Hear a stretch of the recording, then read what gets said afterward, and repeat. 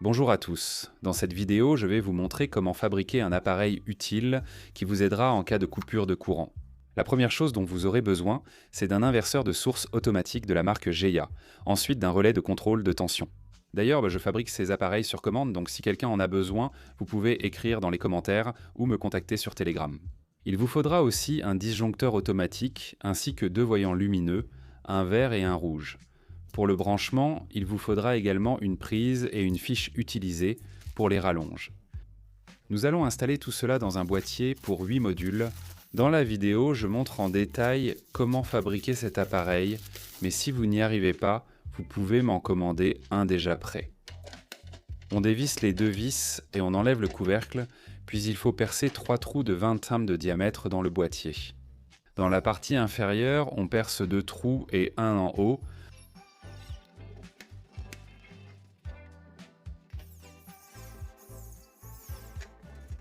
Après avoir fait les trous, il faut y installer les presse-étoupes. En haut, le diamètre du presse-étoupe doit être calculé pour un câble à 5 fils, d'une section de 2,5 mm², et en bas, il doit y en avoir deux identiques pour un câble à 3 fils, d'une section de 2,5 mm². Et bien maintenant, tous les modules nécessaires à cet appareil doivent être installés sur un seul rail. Ils s'installent très facilement, il suffit d'appuyer jusqu'à ce qu'ils s'enclenchent l'un. Ensuite, on fait passer un mètre de câble à 5 fils d'une section de 2,5 mm². À l'aide de ce câble, cet appareil est raccordé à votre appartement ou à votre maison. Lorsque je fabrique cet appareil sur commande, j'adapte la longueur individuellement pour chacun. Maintenant, on enlève l'isolation de chaque fil, puis on les sertit avec des embouts NHVE. Ces embouts y sont nécessaires pour assurer un bon contact et une bonne connexion du câble. Ensuite, il faut connecter deux fils quelconques à l'entrée du relais de tension. À gauche, ce sera le neutre, j'y connecte le fil bleu. À droite, la phase, j'y connecte le fil rouge. Je connecte le fil vert du câble à 5 conducteurs. À la barre, ce sera la mise à la terre. Les deux fils restants, je les connecte à la sortie de l'interrupteur automatique de réserve. À gauche sortira le neutre, à droite la phase. Ensuite, il faudra encore 1,5 m de câble 3 x 2,5. On le fait passer par le presse-étoupe, on sertit les extrémités avec des embouts et on commence le raccordement.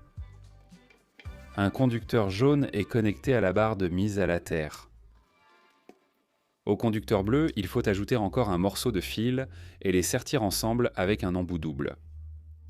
Après le sertissage, il faut connecter cela à la sortie du relais de tension, du côté gauche.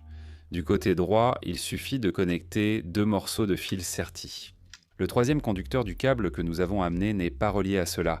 Il se connecte séparément à la sortie du disjoncteur. Maintenant, l'un des conducteurs du relais de tension est connecté à la lampe verte. La sortie du neutre du relais de tension est connectée à la première entrée de l'AVR, à la borne de gauche, et à la borne de droite est connectée la sortie de phase du relais de tension. Par le pont bleu, le neutre est envoyé à la lampe verte, et par le pont marron, la phase est envoyée au disjoncteur. Vers la fin de la vidéo, il y aura un schéma pour tout cela. À l'autre extrémité du câble, une prise est connectée. Par la deuxième entrée, il faut également faire passer un câble à 3 fils d'une longueur d'1,50 m avec la même section, 2,5 mm². Un fil de ce câble est connecté à la barre de mise à la terre, les deux fils restants sont connectés à la deuxième entrée de l'AVR, et de là on met des ponts vers la lampe rouge. En haut, il y aura le neutre et en bas, la phase.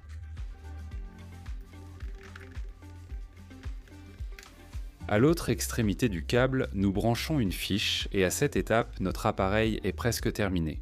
Toutes les connexions ont été faites selon le schéma que vous voyez à l'écran.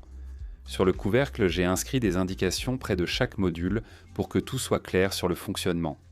Donc celui qui me commandera cet appareil pourra facilement le connecter à son appartement. Au bout du câble, des étiquettes entrée et sortie sont présentes. Sur la prise, le neutre et la phase sont aussi clairement indiqués. Ensuite, regardez comment fonctionne cet appareil. Voici un schéma typique de câblage avec un disjoncteur principal et un autre disjoncteur. Après le compteur, il faut installer notre tableau quelque part à proximité. Ensuite, depuis le disjoncteur, après le compteur, on déconnecte le câblage qui va vers l'appartement et à la place, on connecte les fils du tableau portant les inscriptions « Entrée ». La phase doit être à gauche et le neutre à droite. Après cela, il faut installer un autre disjoncteur supplémentaire à proximité. À son entrée, on connecte les fils du tableau portant l'inscription « Sortie » et à la sortie de ce nouveau disjoncteur, on connecte le câblage qui va vers l'appartement.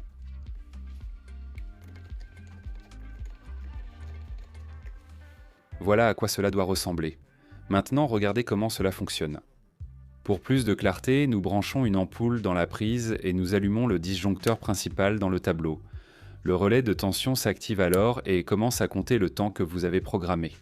Après ce délai, le courant est envoyé dans l'appartement. Comme vous le voyez, la lumière s'est allumée dans la maison et un voyant vert secteur s'allume aussi sur le tableau. Après cela, il faut brancher la prise dans la station de charge, puis brancher son chargeur dans la prise. Et maintenant, sur le tableau, il y a aussi un voyant rouge allumé avec l'inscription « Station ». Nous allons couper le disjoncteur pour simuler une coupure de courant. Comme vous le voyez, tout a basculé sur l'alimentation de la station de charge. Après le retour de l'électricité, le relais de tension compte le temps prédéfini et tout repasse en fonctionnement normal.